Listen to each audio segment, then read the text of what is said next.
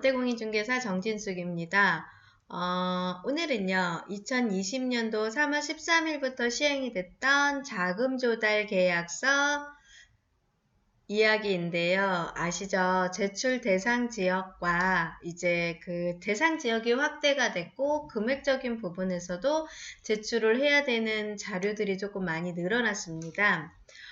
사실은 세종시 같은 경우는 투기과열지구, 조정대상지구, 투기지역이기 때문에 이제 일을 진행하면서 자금조달계약서를 제출을 했었어요. 제출을 하면서 그냥 특별하게 많은 얘기가 이제 많은 내용을 실지는 않았었는데 3월 13일부터 시행되는 금액 9억 원 이상이 되는 자금조달계획서 내역에 참고하고 같이 제출할 내역서를 보니까요. 무슨 생각이 들었냐면, 아파트 가격이 9억 이상 되시는 분들은 뭐 직장인이시거나 아니면 뭐 내가 가지고 있는 아파트가 뭐 현금적인 부분에서 자료가 100% 증빙이 된다고 하시면 그냥 매수하시는데 쉽겠지만 사업을 하시거나 아니면 자영업을 하시거나 하시는 분들 자금을 이렇게 흐름이 명확하지 않거나 아니면 자금을 하는데 자금 제출을 하는데 어떠한 제재가 있다고 생각이 되시는 분들은 한 번쯤은 고민을 하시고 주택을 사시겠다는 생각을 좀 많이 해봤습니다. 그래서 과연 어떠한 대상 지역과 얼마만큼의 금액으로 어떠한 서류를 제출을 하는 건지를 정확하게 좀 한번 안내를 해드려 보고요. 이거를 제출하면서 주택을 사시고 났을 때의 방향? 그런 부분도 좀 한번 고민을 좀 해보시라고 안내를 해드리겠습니다. 대상이 지금 확대가 됐는데요. 자금조달계획서 대상이 확대된 게 보시면 조정 대상 지역 내에서 3억 원 및 비규제 지역이죠. 비규제 지역에서 6억 원 이상의 주택을 매수를 하거나 거래를 할 경우에는 주택거래신고라는 제도를 하게 되어 있습니다. 그때 그 신고를 할 때 저희 공인중개사들이 같이 자금조달계획서라는 것을 같이 제출을 하게 돼요. 그러면 그 제출이 예전에는 조정대상 지역에 3억 원 이상일 경우가 진행이 됐었는데 이제는 비규제 지역에 6억 원 이상으로 신고가 된다는 거고요. 그전에는 투기과열지구에서 3억 원 이상일 경우였었는데 이제는 조정대상 지역으로 지정이 됐습니다. 그러면 예전에 조정대상 지역으로 지정이 된 곳이 이번에 조금 많이 지금 제정된 지역이 이번에 또 조금 확대가 됐고요. 여러 군데 지금 뭐 수원이라든가 기흥이라든가 이제 경기도 일대도 좀 많이 확대가 됐는데요. 이 경우에 지금 3억 원 이상일 때는 조정대상 지역이나 투기과열지구 또는 일반 지역은 6억 원. 일단 실거래 신고를 저희 공인중개사들이 계약일로부터 30일 이내에 신고를 하는데 자금조달 계획서도 같이 실거래 신고할 때 제출하게끔 신고서 양식이 같이 세팅이 돼 있어요. 그래서 신고를 하고 계약할 때 저희 같은 경우는 자금 출처라든가 그런 내용을 좀 미리 받고 안내를 해드려서 계약서 작성함과 동시에 받게 되는데요. 계약하면서도 시간이 좀 오래 걸립니다. 계약서 작성하죠. 확인서면서 작성하죠. 그 다음에 개인정보 동의서도 있으니까 이것도 작성을 하죠. 거기에다가 이제 자금조달 계획서까지 3억 원 이상일 경우는 작성을 했는데 만약에 여기에 지금 9억 원 이상이 될 경우는 또 자료가 또 첨부가 돼야 되다 보니까 할 게 너무 많은 것 같아요. 일할 것도 너무 많다는 생각이 좀 들었습니다. 거기에다가 대상 지역도 투기과열지구에서 조성대상 지역으로 확대가 됐지만 보시겠지만 9억 원 이상이 되는 초과주택에서는 거래 신고했을 때 항목별, 자금조달 계획서의 작성 항목별로 예금잔액 증명서 또는 소득금액 증명원 등 객관적인 증빙 자료를 첨부해서 제출을 하게끔 되어 있습니다. 사실은 근데 소득금액 증명원 같은 경우는 9억 원 초과되는 주택에 대출을 안 받으면 안 되겠지만 대출을 할 경우는 은행으로 다 제출이 되거든요. 그런데도 불구하고 다시 시군 구청에 또 소득금액 증명원과 예금 잔액 증명서를 같이 제출을 해야 된다는 거고 그 다음에 계획서만 제출했던 게 사후적으로 의심거래에 한해서 소명자료도 제출하게끔 할 지금 준비를 하고 있고, 비정상 자금 조달 등 이상거래 등에서 신속한 대응과 선제적인 조사에 한계가 있어서 이에서 이제 조달 계획서를 이제 공무원분들이 직접 조사하는 데 어려움이 있어서 이제 같이 제출을 해라. 이렇게 지금 조달 계획서 증빙서류 제출로 잡혔고요. 증빙서류를 항목별로 제출을 했을 때 진위를 입증을 하고 그 관련 서류를 제출을 하되 자기자금 중에 거기 자금조달계획서에 자기자금이라는 게 있어요. 거기 항목별로 금융기관 예치금이나 주식, 채권, 매각대금이라든가 증여, 상속, 그 다음 또 현금 등 그 밖의 자금과 부동산 처분대금 등이 있는데 저희가 이 처분대금 등에 들어갔을 때는 매매계약서라든가 임대차계약서 등이 있어야 되고요.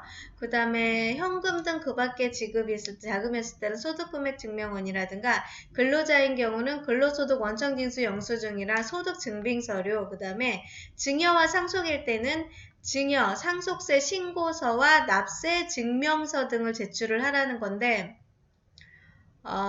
그 다음에 주식, 채권, 매각대금이었을 경우에는 주식거래 내역서나 잔고증명서, 금융기관 예치금이었을 때는 당연히 예금잔액 증명서로 제출을 해서 차입금일 때는 대출금액일 경우는 금융거래 확인서나 부채증명서 또는 금융기관 대출 신청서 등이 들어가고요.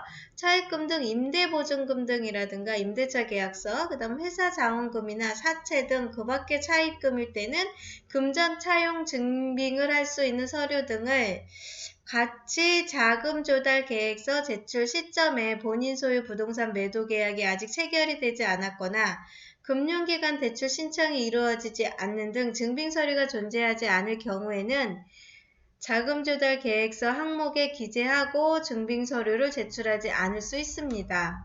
다만 잔금 지급 등 거래가 완료된 이후 국토부 또는 신고관청이 증빙자료 제출을 요청을 하면 이에 응해야 한다. 그러니까 제가 이거를 이제 자료를 확인을 하면서 느낀 게 뭐였냐면요. 자금조달 계획서 제출하는 시점은 부동산 계약이 진행이 된 날로부터 30일이에요. 근데 30일 이내에 잔금을 하는 케이스들이 많지가 않습니다. 그러다 보니까 예를 들자면 9억 원 이상이 되는 분한테 소득금액증명원이라든가 예금잔액증명서 또는 대출이 신청이 된다고 하면은 대출 신청 서류가 들어가는데 아파트라든가 주택이니까 주택을 계약을 하게 되면 잔금 일정이 기본적으로 2달 내지는 또 3달이 진행이 될 수도 있어요. 그렇게 진행이 된다고 하면 이 대출은 금리 변동이 조금 생긴다고 하거나 대출 상담사분들이 금리 변동이 조금 생겨서 뭐 하락이 될 겁니다. 올라갈 겁니다. 그런 여건에 따라서 대출 신청을 조금 늦게 할 수도 있고요. 그 다음에 자금 소득금액 증명원이라든가 원청지수 영수증 소득증빙서류가 6개월 이상이 돼야 되거나 3개월 이상이 되는데 기간수가 조금 부족해서 늦게 신청을 하거나 할 경우도 있거든요. 그런 케이스마다 다 틀리기 때문에 이거를 일괄적으로 30일 이내에 신고를 하라는 거와 증빙자료를 제출하라는 거는 현업에서 굉장히 무리수가 좀 많이 있습니다. 그런데 그거 이루어지지 않았을 경우에는 제출하지 않을 수도 있고요. 만약에 항목에 기재만 하고요. 증빙자료를 제출할 경우에는 국토부나 또는 신청관청이 제출 요청을 한다고 하면 이를 응하시면 될 것 같고요. 증빙자료를 제출하지 아니할 경우는 500만원 과태료 처분 대상이 될 거라는 거죠. 그러니까 30일 이내에 잔금을 진행을 하고 거래신고를 하게 돼서 대출계약서가 증빙이 되거나 소득금액 증명원이 증빙이 되거나 원청징수 영수증이 증빙이 되거나 또는 제가 갖고 있던 이제 부동산 처분대금이 있으면 매매계약서가 증빙이 되거나 그랬을 때 제가 이거를 계약을 하고 30일 이후에 제 집을 잔금일로 3개월인으로 해놨다가 제 집이 3개월 지난 2개월 후에 처분이 됐을 때는 이거를 만약에 관청에서 요청을 한다고 하면 그때 응해서 제출을 한다. 지금도 사실은 정부관청이 증명원이 의심 사례가 많아서 적발이 어려워서 조달계획서를 제출을 하라고 하고 증빙서류를 제출을 하라고 하는데 케이스마다 자료가 많이 달리기 때문에 그러면 많은 매수자분들은 증빙자료를 제출을 하지 않으려면 30일 이후에 해야 될 것 같고요. 30일 이후에 제출을 하지 않으면 이제 요청을 하실 거 아닙니까? 요청을 할 때 국토부나 다시 또 자료를 9억 원 이상 자료를 이제 9억 원 이상의 매매 금액이 진행이 되는 거를 요청을 하실 수 있으시겠네요. 그런데 굳이 이 증빙 자료를 뭐 30일 이내에 같이 제출을 해야 된다고 하는 법적 규정이 만들어짐으로 인해서 매수 심리세가 약간 위축이 된다는 느낌이 좀 많이 들었습니다. 그래서 이 부분에 대해서 이제 시행이 되면서 계속 이제는 관계 부처와 이제 협의를 해서 여쭤보고 저희도 진행을 하겠지만 요청을 했을 때 제출하지 아니할 경우에 과태료가 위반이 되는 건지 이런 부분에 대해서도 정확하게 명시가 좀 안 돼 있어서 저도 지금 이제 관계 부처에다도 여쭤보고요.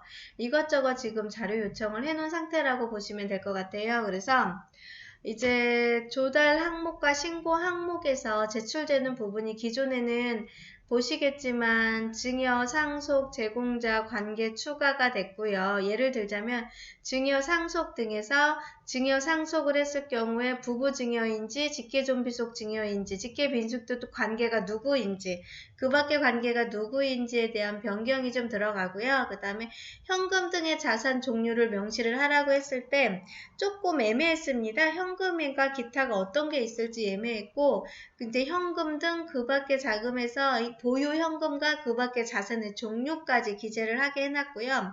금융기관 대출액을 세부 구분을 한다. 그래서 대출액, 금융기관 대출액 합계를 적었는데 예전에는 주택담보대출과 신용대출과 그 밖의 대출을 추가를 했는데 그 밖의 대출의 대출 종류가 예를 들자면 사채가 들어간다고 하면 사채 이렇게 작성을 하게끔 세부적인 항목으로 나눠졌고요.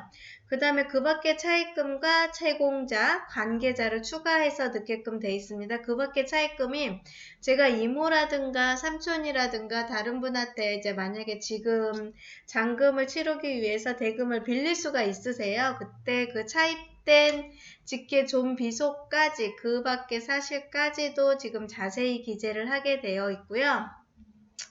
조달자금 지급 방식이 총거래 금액이 얼마였고 계좌 이체했던 금액이 얼마고 보증금이라든가 대출 승계 금액이 얼마였고 현금 그 밖에 지급 방식 금액이 얼마이고 이런 것들을 지급 사유가 얼마있고 해서 기존에 그냥 단순하게 작성을 했다고 하면 이제는 신고 항목이 세부적으로 변경이 돼서 세부 내용을 추가적으로 많이 작성을 하게 되더라고요. 그러다 보니까 사실은 조달계획서 제출이 이렇게 신고 항목에 제출하는 부분이 조금 의무적으로 늘어났다고 생각들을 하시니까 매수하시는 분들이 한 번 더 고민을 하시게 되는 상황이 만들어졌습니다. 보시면 이제 자금조달 계획서와 제출 대상 지역이 확대가 되면서 9억 원 이하인 경우는 증빙서류 제출을 안 하기 때문에 이제 부담이 없으실 텐데 9억 원 이상이 되시는 분들은 증빙서류를 제출을 같이 함으로 인해서 증빙서류 제출을 할 때마다 케이스마다 다 틀립니다. 그래서 30일 이내에 만약에 내가 자금을 가지고 있는 걸로 해서 30일 이내에 다른 증빙 자료가 이제 거래 신고를 하거나 잔금 이전을 하거나 한 경우에 증빙 자료가 제출이 된다고 하면 그대로 제출을 하시면 되고 증빙 자료가 제출을 할 수 있는 부분이 뭐 매매 계약을 했는데 그 매매 계약 잔금을 뭐 30일 이내가 아니라 그 이후에 될 수도 있지 않습니까? 그럴 때는 제출하지 않아도 되고요. 다만 관계부처가 요청을 할 경우에는 제출을 해야 된다고 하니까 어떻게 실행이 될지 어떠한 부분으로 조금 수정 보완이 될 게 좀 많이 있을 것 같아요. 그래서 이거 제출 대상 지역 확대 같은 경우는 알겠는데 금액적인 부분도 알겠고 이제 소명 자료를 제출을 할 때 이제 시청이라든가 관계부처에 조금 여쭤보시고 상담을 해보시고 그 다음에 제출 계획서 상황을 정확하게 조금 확인을 하시고서 매매를 진행을 하실 때 조금 고민을 해보시고 이거를 정확하게 안 다음에 매수를 하시는 게 조금 정확하지 않을까 하는 생각을 좀 많이 해봤고요. 사실은 저희 공인중개사인 저희들도 사실은 이렇게 제출해야 된다는 거는 알겠는데 과연 이게 어떻게 실행이 되고 어떤 방법으로 제출을 할지 저희들도 사실은 혼선이 좀 많이 있습니다. 그러므로 매수하시는 분들이 조금 주춤해진 상황은 맞는 것 같고요. 23일 이후에 대출 대상 지역 확대와 자금 조달 계획서 제출, 자금 조달 계획서 제출뿐만 아니라 증빙서류 제출로 인해서 많은 분들이 고민을 좀 많이 하는 것 같습니다. 하지만 9억 원 이하인 경우와 비규제 지역의 6억 원 이하인 경우는 6억 원 이상인 경우 비규제 지역이들에서 아무런 특별한 규제 사항이 없으니까요.